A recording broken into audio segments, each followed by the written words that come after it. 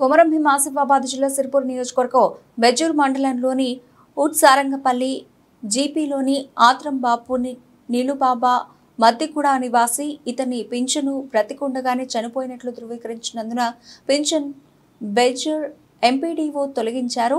ఈ విషయంపై ఎంపీడీఓను అడగ్గా అది కార్యదర్శి పొరపాటు అని తెలిపారు.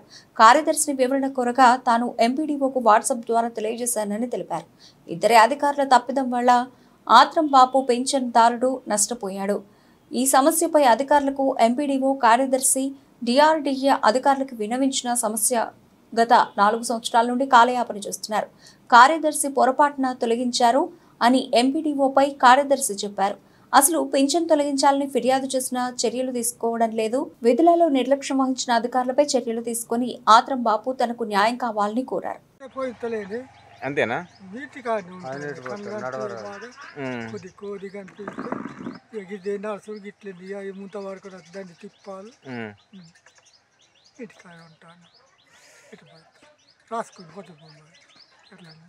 ఏం పేరు?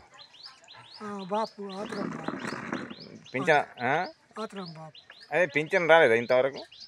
రాసి ఇచ్చిండ్రేమో ఆఫీసులో? లేదు, వీళ్ళు కాగదాలు ఇవ్వాలి.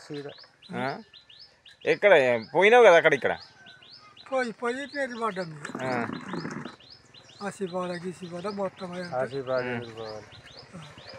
వచ్చిందే మొదలు కొంతమేరకు ఇచ్చే బంద్ చేసి.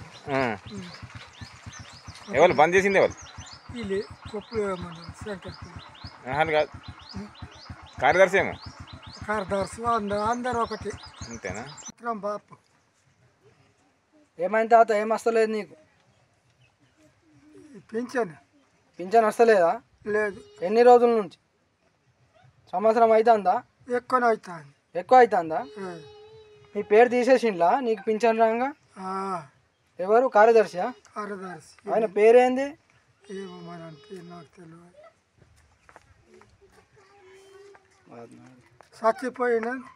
చచ్చిపోయింది అని కట్ చేసిందా? ఫోటో